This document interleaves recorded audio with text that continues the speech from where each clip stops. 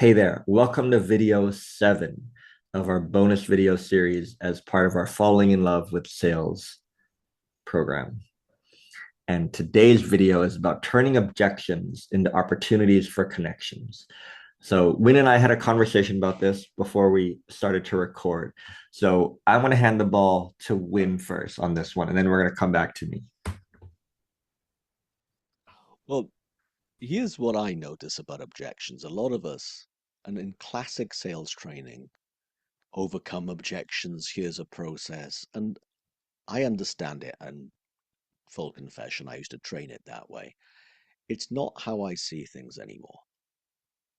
Because to me, if someone has an objection about the price, the cost, if someone says, I don't like the way this might work, or everything that they might say is a request for more information, a request for more clarity. But here's what we often hear. We hear, oh, it's about me. I need to convince them. I've made a mistake.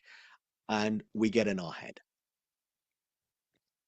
Truth is, there's nothing that is needed here for us to get in our head about, because I really do think, and I can't think of an exception, and in the chat that Nikon and I had before we pressed record, we couldn't think of one that was a true objection. It was just a request for more information and clarity. And while it says in the description, a reframe it, I think there's something deeper than a reframe, which is just true. It's the truth that it's a request for more information. And it's another opportunity for us to connect more deeply with the potential client. So it's all in the way that we make this up, like so many things in life. Thank you, Win. I love what you said about seeing quote unquote objections as deeper, as opportunities for a deeper connection. And I saw fresh that objections is also thought too. Because I think when you're trained traditionally in sales, you're trained to like, oh, objection, I got to overcome this. And, it's my fault that they have an objection. So it's another chance to win them over. And for me, that just creates more separation. But we want deeper connection. I'm trying to think of objection, I guess something I thought was an objection early on. I remember doing I was pitching for executive coaching for a major tech company in Thailand, and it was one of my first executive coaching gigs. I was new to coaching. I was a lot younger. It was probably like 7 years ago. And if you think I look young now, my baby face did not help back then because these were like senior level people, head of talent acquisition, head of CO, like COO. And I remember distinctly one, it was for two people. The woman said yes. She's like, all right, I'll give this guy a shot. And the man said, I want someone with more experience. And I thought that was an objection. And I took it super personally. I was like, oh no, it's like I don't really like he saw through it. I really don't have enough experience. And it really like shook me what I mean by that is it it shook my confidence. It made me have more thinking about my ability to coach. Fair enough, because I was new to coaching, but I just wanted a shot. And then what ended up happening was that person said no, and I had a great 1 year, 2 year coaching relationship with the woman, and she did amazing things. She went on to be head of people at a bank. Great. And then looking back now at that objection is that person just really wanted more information, but I didn't see it that way. I was too green, but I mean too green. I was too new to see it as like, oh, I just want to know more. There's something I don't see. And looking what I would do now is I would get more curious.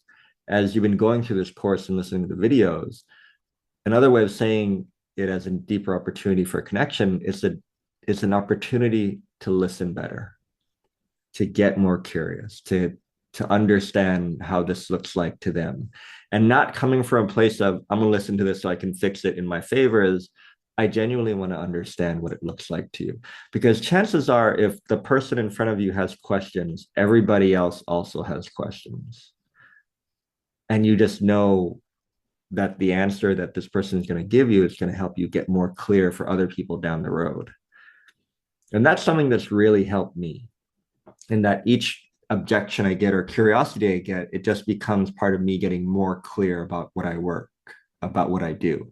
And actually, when I wonder if you could speak to this a little bit, because I think one of the hardest things about selling something that is invisible is that people have a lot more different perspectives of what it really is and what it isn't. You know what I mean? Versus if I'm trying to sell this coffee mug, there's very little opinion about what this does and what it doesn't. It's a coffee mug. It has water and it can also hold hot liquid. Done. But things like transformative coaching or whatever, and especially services, I understand it can be a lot trickier. So actually, I want to hand this back to Win and Yeah. get your perspective on that. Well, it's an important point, and going back to the previous Mm. two videos about value and pricing that we touched upon in those previous videos, because it is an intangible benefit. So you're right, and I have a different mug. Um, Mine has a hot drink in it because I'm in a cold place. Nikon has a mug with cold water because he's in a hot place. It's that great having a mug. Um, it isn't as tangible. So going back to the biggest promise you can keep is something that was mentioned before, and I think that's just a great thing to bear in mind. But it's not to twist someone's arm or convince them, but those benefits of what is possible for this person is they're still there with an intangible service. Very true.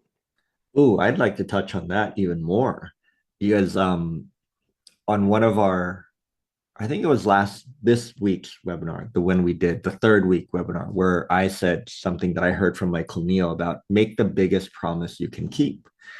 And I realized just now, like just now, every potential client I've spoken to or have had a sales conversation with that an objection did emerge, it was probably because I was promising something that I didn't really know I could keep or I was confident I could keep. I just said it because that was the thing that everybody said. And I thought I should say it too because that's what you say.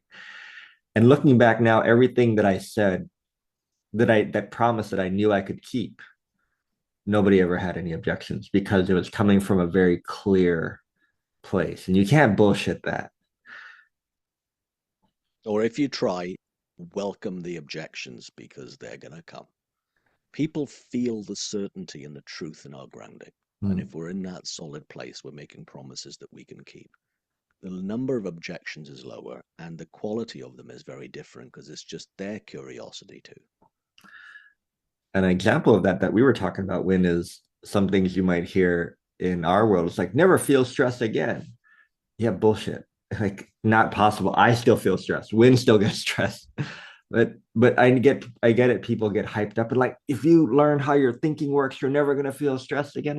Like that's just not true. You'll have a different relationship to your stress. Well, stress won't bug you as much, but life is still gonna knock you on your ass, and it's gonna be stressful as hell. And it's just really important to go back to being honest with yourself and make the biggest promise you can keep, not more, not less.